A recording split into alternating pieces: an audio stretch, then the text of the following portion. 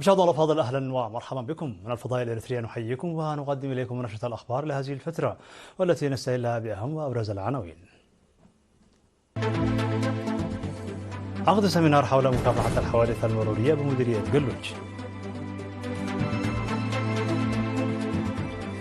تنظيم سمينار لطلاب المرحلة الثانوية في إقليم عنسبة حول أهمية القراءة.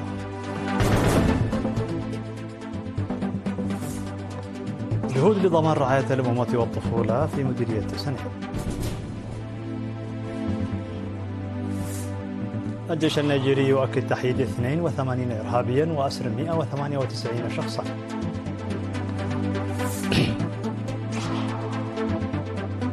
بوتين يتعهد بتزويد القوات الروسية بأسلحة أكثر حداثة.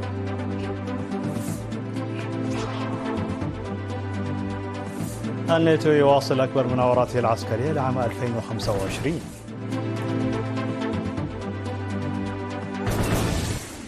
مرحبا بكم من العناوين إلى تفاصيل.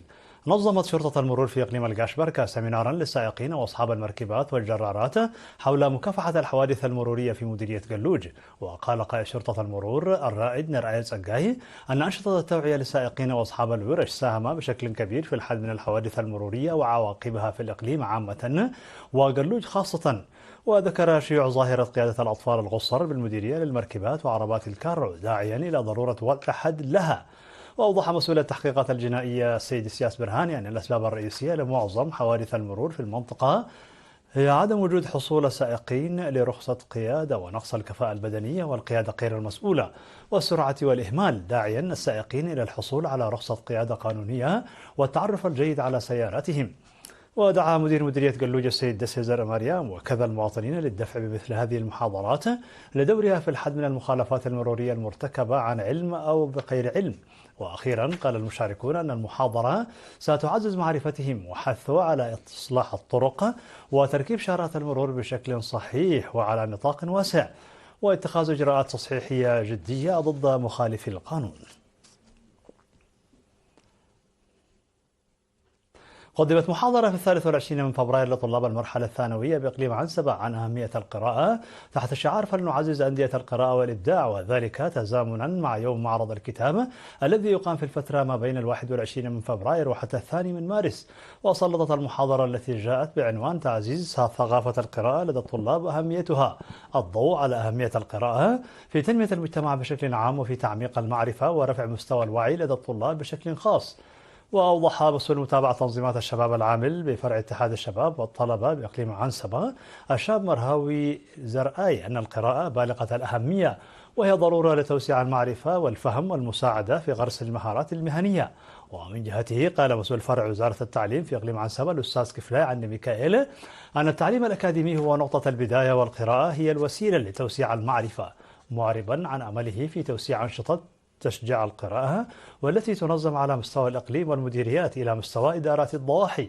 وفي الوقت نفسه يقيم معرض الكتاب في مديرية عيلة برعد بالتعاون بين فرع التعليم وفرعي الاتحاد الوطني للشباب وطلبة إريتريا بإقليم عنسبة يومي 23 و24 من فبراير ببلدة عيلة برعد.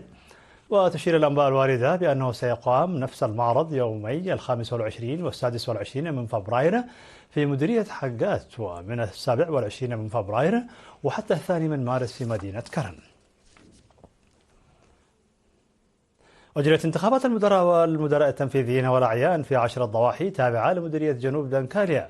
وأفاد المدير التنفيذي للمديرية السيد إبراهيم نور بأنه قد تم انتخاب إجمالي 111 مرشحا من بينهم 37 امرأة، وذلك في الانتخابات التي جرت في الفترة من 13 وحتى 23 من فبراير الجاري.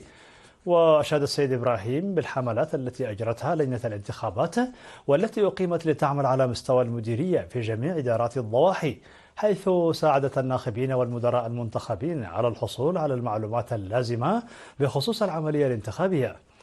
هذا ويبلغ عدد سكان مديرية جنوب دنكاليا حوالي 30 ألف نسمة يتوزعون في 10 ضواحي و49 قرية.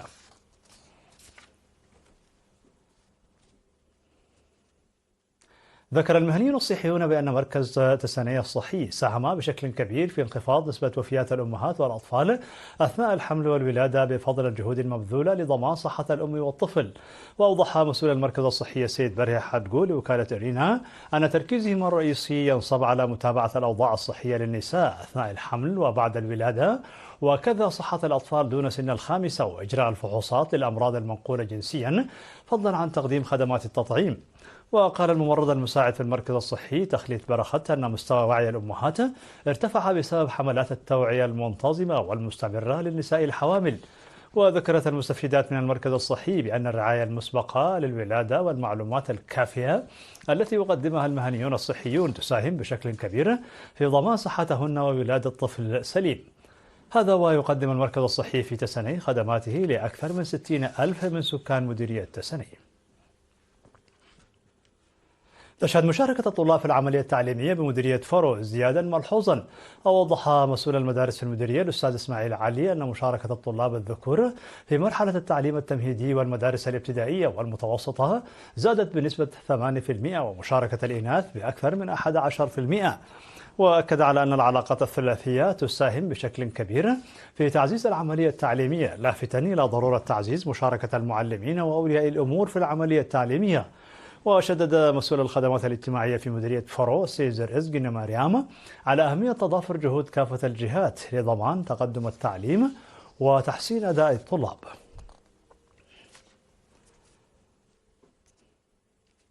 طلقت 42 امرأة دورة تدريبية في مديرية عتك اليزان حول إعداد الأطعمة المغذية للأطفال، نظمت بالتعاون بين الاتحاد الوطني للمرأة ووزارتي الصحة والزراعة.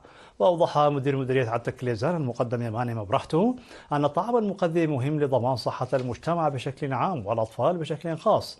وذكرت مسؤولة الاتحاد الوطني للمرأة بالمديرية السيدة جنت قبرولد أن المجتمع الصحي يعتمد على صحة الأم وسلامة الطفل. كما نظم تدريب مماثل مسبقا ل 210 امرأة في إدارات ضواحي غولاغول ودك زرو ودك قبرو ووارا ودك أمحاري وعتك اليزان. وأشارت مسؤولة الخدمات الصحية بالمديرية السيدة ليا الأزار أن غذاء الأطفال له تأثير كبير على حالتهم الجسدية والعقلية، داعية الأمهات إلى الاستفادة من الموارد الغذائية التي يحصلن عليها بسهولة وعن قرب في محيطهن. مشاهدينا الأفاضل، كانت هذه الأخبار الداخلية. فاصل قصير ونوافيكم بالأخبار العالمية، فابقوا معنا.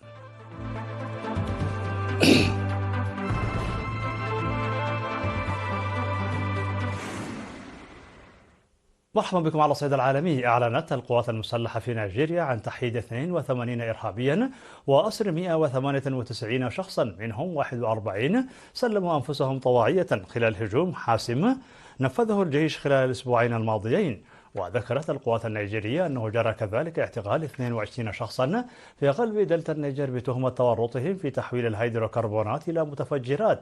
وأورد موقع أخباري أن نيجيريا نفذت استراتيجيات عسكرية وأمنية مكثفة لحماية سكانها ومواردها، وتستمر العمليات بقوة هائلة، مما يشير إلى إصرار الشعب يرفض التخويف بالعنف المتكرر.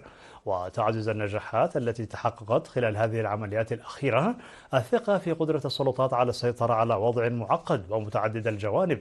كما يدل تحييد المقاتلين المسلحين والاعتقالات في المناطق الاستراتيجية على الرغبة القوية في الحفاظ على الوحدة الإقليمية والاقتصادية للبلاد. قال الرئيس الروسي فلاديمير بوتين أن تلبية احتياجات الجيش وتعزيز القوات المسلحة من الأولويات الاستراتيجية المهمة لروسيا. وذكر بوتين في مقطع فيديو أنه وفي سياق التغيرات السريعة في العالم فإن مسارنا الاستراتيجي لتعزيز القوات المسلحة وتطويرها يظل دون تغيير.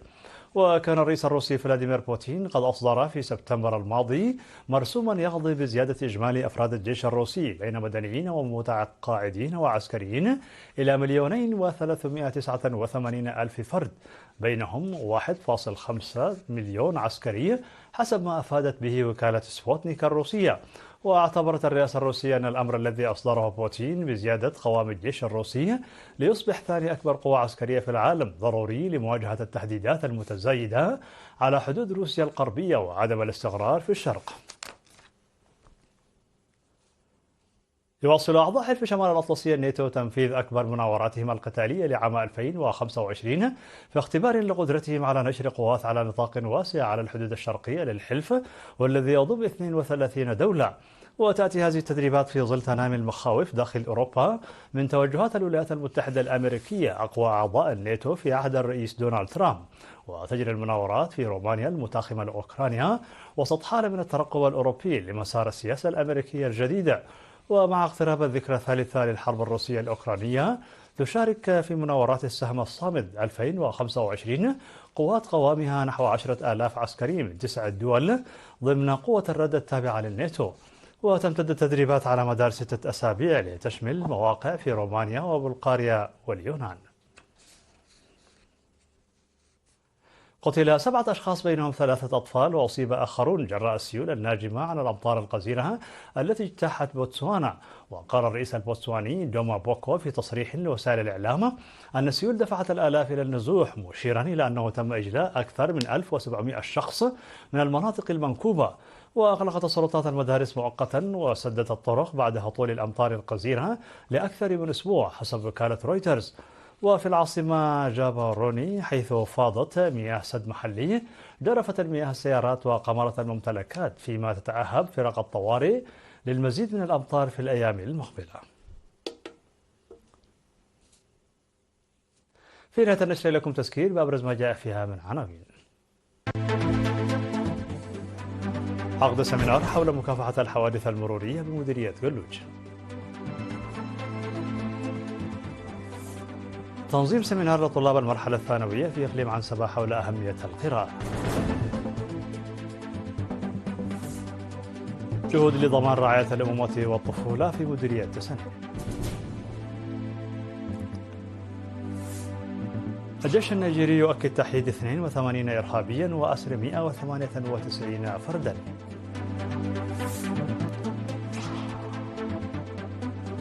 بوتين يتعهد بتزويد القوات الروسية بأسلحة أكثر حداثة. حلف الناتو يواصل أكبر مناوراته العسكرية لعام 2025. مشاهدينا الأفاضل، بهذا نكون قد وصلنا بكم إلى نهاية النشرة. شكرا على حسن المتابعة، دمتم بألف خير.